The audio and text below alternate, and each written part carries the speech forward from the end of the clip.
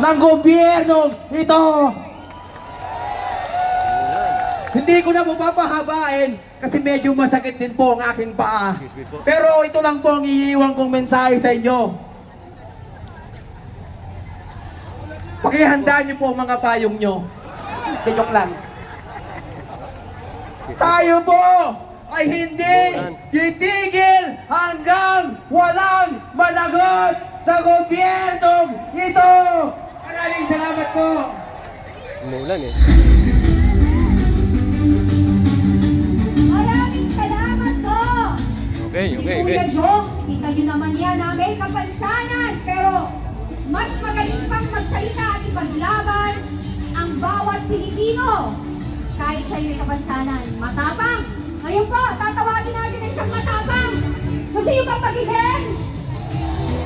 Eto na, yung aming teddy bear ng UPI. Si Bernard Metran. Hello! Hello! Hindi ako matapang ha. Tapos na yung tapang ko. Ngayon, iniika-ika na nga ako. Pero para sa kalaman ng lahat, mga kababayan ko, mula 14 anyos ako, 13 anyos ako, ay naglingkod na ako sa bayan. 13 anyos. 14 anyos ako, nakipagpatayan ako. Gustong umagaw sa demokrasyang gobyerno. 14 anyos ako, 3 araw, 3 gabi, bakbakan kami. Sa UP, Maguindanao. Pero tapos na yun eh. Senior na ako ngayon. Pero lumalaban pa rin. Di ba? Lalaban tayo! Laban ba tayo? Hanggang kamatayan! Laban tayo! Ilakas! Ilakas sa sambayan ng Pilipino! Kahit tumulan! Laban tayo! Dahil pag huminto tayo sa laban na ito, tatapusin ang buhay natin. Ang masaklap, hindi tayo ang makakaramdam ng problema. Yung mga apo natin. Apo natin. Alin bang mahal ninyo? Yung mga magnanakaw o yung mga apo natin? Apo! Ipaglaban natin ang mga apo natin! Isigaw!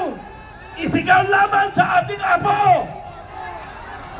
Kayong mga nasa gobyerno ngayon, sabi ko nga, 1973-74, nagservisyo na ako sa bayan. Purme Pero pa yung lahat. pagkatapos ko sa mga 14 anyos, nakita ko na ang takbo ng ating bayan. Sabi ko, magsusundalo ako. Nagsundalo nga ako. Ang kalaban namin noon, nasa kabundukan! Ngayon, saan ang kalaban? Ayun. Nasa syudad! Makikiram po. Naka-aircon! Makikiran po, makikiran. Ayun, bawal pala magmura. Di ba? Bawal magmura. Pero ilabas natin ang galit natin.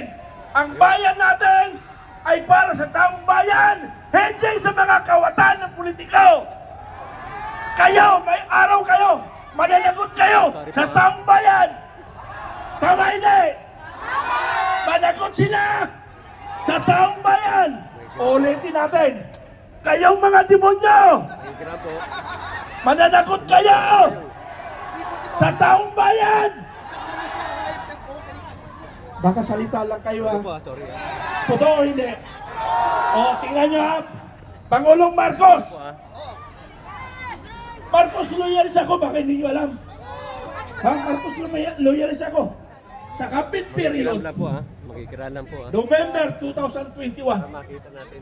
tinawagan ako ng isang general na dating instructor ni Bongbong Marcos.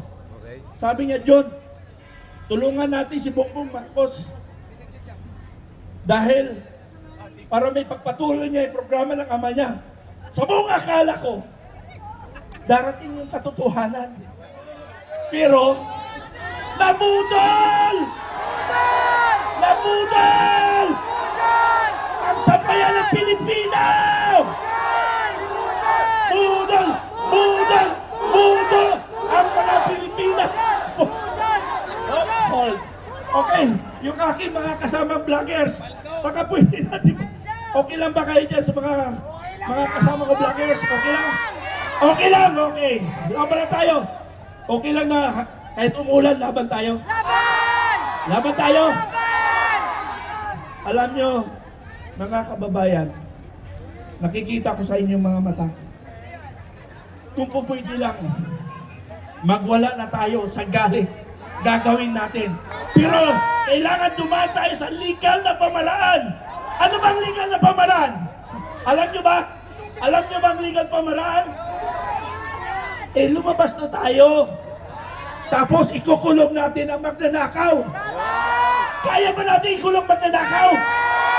Okay, maghihintay ako ng sinyales na lahat ng magnanakaw tayo ang maghuli. Pwede? Pwede! Pwede! Huhulihin natin ang mga magnanakaw sa lipunan. Pwede! Hihintayin nyo ang hudyat ko. Nasa legal tayo. Nasa legal tayo. Wala tayong otoridad, pero mayroon tayong tawag na citizen arrest. Aarestuhin natin. Citizen arrest. Taong bayan, labas tayo! Labas tayo! Kayo mga nakikinig ngayon, panahon na magkaisa tayo para sa sambayang Pilipino, sa ating mga kababayan na nilalapastangan na tayo, tinatarantado tayo. Ang masaklap, ginagago tayo. Tama hindi? Kasi ang akala nila, sila lang may alam, tarantado! Ha? Hindi tayo pinangalang kahapon.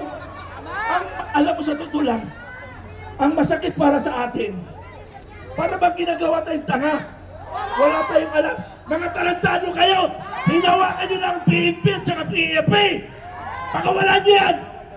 At kami mag-aresto sa lahat ng magnanakaw. Ano na? Hindi, sandali lang. Mag-iisip mo muna ako. Hindi pwede. Hindi pa nakahanda yung iba. Yung iba nasa CR pa. Nasa CR pa iba. Baka may iwan nila. Okay ha, sandali lang po. May kasunod pa po ito ang mga kababayan ha. Hindi siya makatakbo, hindi makalaban.